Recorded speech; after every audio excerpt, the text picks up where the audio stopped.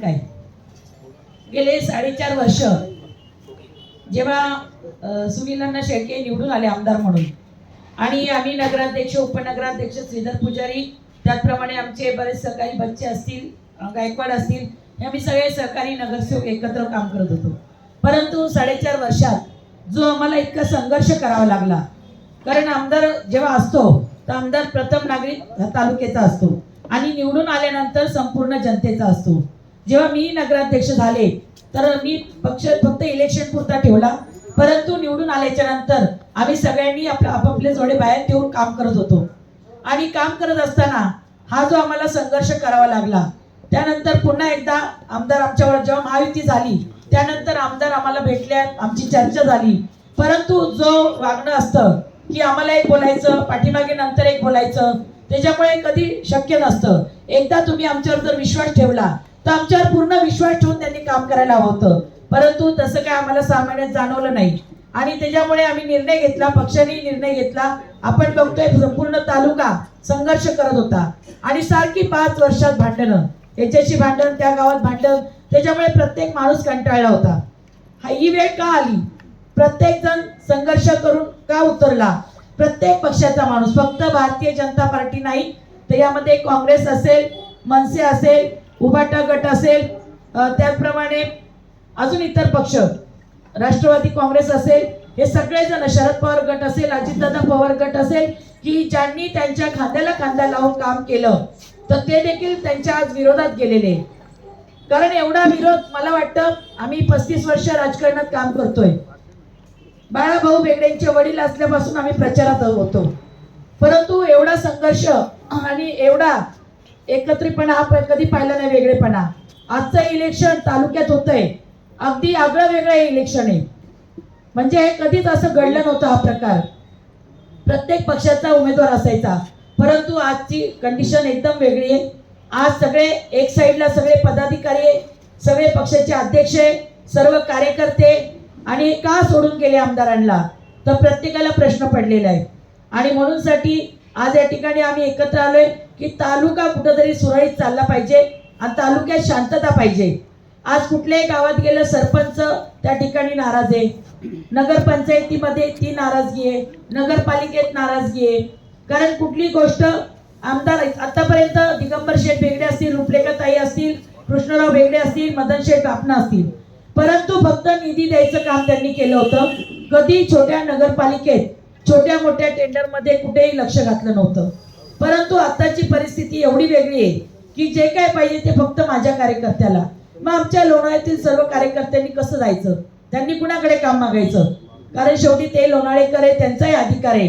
कारण दुसरीकडे बघा, खोपोलीला गेले, तळेगावला गेले तर त्यांना कधी टेंडर मिळत नाही. परंतु लोणावळ्यात तशी परिस्थिती आता वेगळी होत चालली होती. ह्याच्या आधी जेव्हा 4.5 वर्ष आम्ही होतो तर आम्ही सगळे लोणावळेकर एकत्र येऊन सगळ्यांना संधी दिली होती कामाची. परंतु आता परिस्थिती फार बदलली होती आणि प्रत्येक, आता 4 वर्षात आमचे 4 सीओ बदलले गेले. मला वाटतंय पहिल्यांदा ही घटना घडली, कारण मी 5 वर्ष नगराध्यक्ष होते. 5 वर्ष नगराध्यक्ष असताना आमच्याबरोबर 4 वर्ष सचिन पवार यांनी काम केलं. त्यानंतर दर वर्षाला सीओ बदलत गेले. एखादा सीओ काम करत नसेल, पण सगळे सीओ काम करत नाही का, असं वाटतं का तुम्हाला? परंतु हे का झालं? कारण प्रत्येक सीओवर बंधन, हेच करा, ह्यालाच टेंडर द्या, हे असं होत नसतं. आता गेले महिन्यापूर्वी, 15 दिवसापूर्वी VVG कंपनी आली, त्याच्याशी आम्हाला संघर्ष करावा लागला. तुम्ही तालुक्याचे आमदार होते, तुम्ही आम्हाला सगळ्या पक्षाच्या लोकांना एकत्र एका मंचावर आणू शकले असते आणि हे प्रकरण मिटलं असतं. परंतु तसं न करता तुम्ही याला वेगळं सांग, त्याला वेगळं सांग, आम्हाला वेगळं सांग, त्याच्यामुळे असं कधी होत नाही. आणि म्हणून आम्ही सगळ्यांनी निर्णय घेतला की यावेळेस काही जरी झालं तरी आपण सगळेजण एकत्र यायचं. आज आपण बघतो जी विकास कामं आहे, विकास कामांना आम्हाला काय निधी दिला? आम्हाला जसं निधी पाहिजे होता, जसं आमचे बाळा बेगडे होते, फडणवीस साहेब होते, बारणे साहेब असतील, आणि बाळाभाऊनी तर 125 कोटी आम्हाला मिळवून दिले. त्यानंतर आम्ही जी कामं केली, आता सुरेखा जाधवला घरी बसवणार, बच्चेला घरी बसवणार, पुजारीला घरी बसवणार. मग आमचे लोणावळ्याचे नागरिक काय, त्यांच्या हातात काहीच नाही का?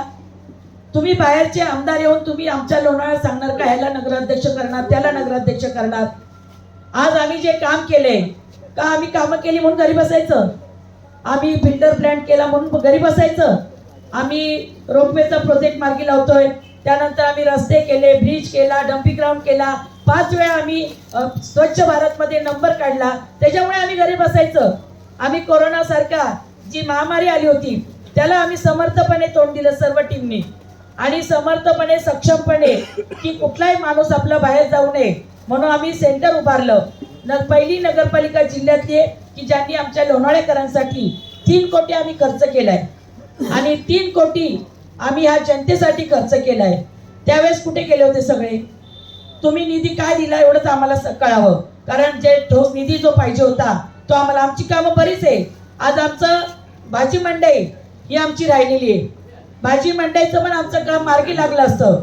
आम्ही ठराव केला होता बीओटीचा, परंतु आमदार साहेबांनी सांगितलं बीओटीवर देऊ नका, तुम्ही ठराव बदला, मी तुम्हाला निधी देतो. आम्ही ठराव बदलला, सगळ्यात परत दुसरा ठराव केला, त्यांना प्रस्ताव आम्ही दिला, परंतु आम्हाला कुठलाही निधी आला नाही. आणि आजपर्यंत आमची जी भाजी मंडई आहे ती वंचित राहिलेली आहे. ह्याचंही आम्हाला दुःख आहे. आज हॉस्पिटल कुणी केलं? आमदार महोदय म्हणतात मी केलं, पण हॉस्पिटलमध्ये आमच्या सर्व नगरसेवक टीमचा हा अधिकार आहे. आम्ही सर्व टीमनी जर ठराव करून उपजिल्हा रुग्णालयाला दिलं नसतं तर हॉस्पिटल उभं राहिलं असतं का? परंतु आमची एकजूट एवढी होती, आम्ही सर्व नगरसेवकांना सांगितलं की आपल्याकडे निधी तेवढा नाहीये, आपल्याला उपजिल्हा रुग्णालयाचे हौस आहे, त्यांना आपल्याला शासनाला हस्तांतर करावं लागेल. आणि सगळ्यांनी एक मताने एक विचाराने मान्यता दिली आणि आम्ही उपजिल्हा रुग्णालयाला ती मंजुरी आणली. त्यामध्ये बाळा बेगडे तत्कालीन मंत्री होते, त्यांनी 100 बेडची मंजुरी आणली. आमदारांनी काय केलं? फक्त डिझाईन तयार केली आणि टेंडर काढलं. याच्या व्यतिरिक्त काय केलं? आज काम पूर्ण झालं का? लोकांना सुविधा पाहिजे, आजही लोक वंचित आहेत. त्या ठिकाणी देखील त्याचं डिझाईन बदललं गेलं, त्याला पुढे भविष्यात मंजुरी मिळेल की नाही ती शंका आहे. तर अशी सगळी कामं आमची राहिलेली आहेत. आणि म्हणूनसाठी फक्त वाद घालणं एकच काम केलं. 5 वर्ष त्यांनी संघर्ष आम्हाला करायला लावला. आम्हाला वाटलं होतं 6 महिन्यात आमच्या जवळ आले, बोलतात ते काहीतरी चांगलं घडेल, परंतु चांगलं काही काम घडलं नाही. जे ठराव केले होते चौकातलं शिवाजी महाराजांचं सुशोभीकरण आहे, तोही ठराव आम्ही करून ठेवला होता, तो तेवढा आता मार्गी लागला.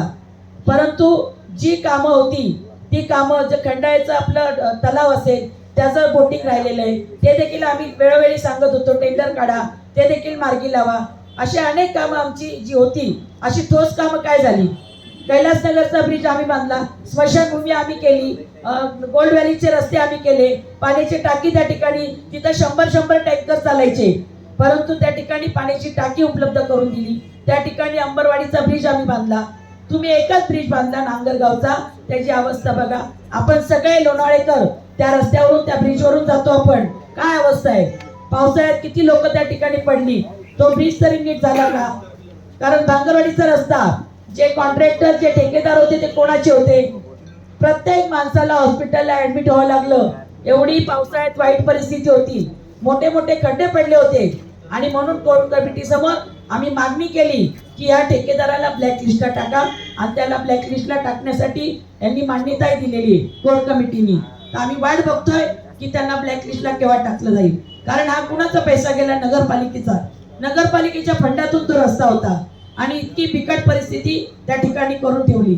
आणि त्याला त्यावेळेस आमदार काहीच बोलले नाहीत का? तर त्यांचा कार्यकर्ता होता. जे काय पाहिजे ते माझ्या कार्यकर्त्याला पाहिजे. अहो, आमच्याकडे पण कार्यकर्ते होते, पण आम्ही असा कधी हट्ट धरला नाही. मी स्वतः 5 वर्ष नगराध्यक्ष होते, पण मी माझा कुठला नातेवाईक आणला नाही, कुठला भाऊबंद आणला नाही, कुठला कार्यकर्ता नाही. ज्याला टेंडर भेटेल त्यांनी काम करावं आणि चांगलं काम करावं. आम्ही सगळेजण त्यामध्ये सक्सेस झालो. 5 वर्ष अतिशय आम्ही चांगलं काम केलं, आणि 5 वर्ष लोणावळा शहराचा 2 वेळा दुसरा नंबर आला, 3 वेळा तिसरा नंबर आला, आणि सलग आम्ही 5 वर्ष बक्षीस घेतलं. ते आम्ही मेहनत केली, हे लोणावळेकरांना सांगायची मला वाटतं गरज नाही. म्हणून मी आजच्या पत्रकार परिषदेतून सर्व लोणावळेकरांना आव्हान करते की आमच्या सर्व टीमकडे बघून तुम्ही आमचे जे लोकप्रिय उमेदवार बापूसाहेब बेगडे यांची निशाणी पिपाणी आहे 4 नंबरला, त्यांना मतदान करावं. आजच्या पत्रकार परिषदेतून मी आपल्या सर्व लोणावळेकरांना आव्हान करते आणि तुम्ही बापूसाहेब, आम्ही म्हणजेच बापूसाहेब, आमच्याकडे बघून तुम्ही मतदान करा. कारण अर्ध्या रात्री आम्ही तुमच्यासाठी येतो आणि तुमच्यासाठी आम्ही उभा असतो. आणि म्हणून लोणावळेकरांना माझं आव्हान राहील की जास्तीत जास्त मताधिक्य हे बापूसाहेबांनाच मिळाले पाहिजे. ही सर्व नागरिकांना माझी नम्र विनंती.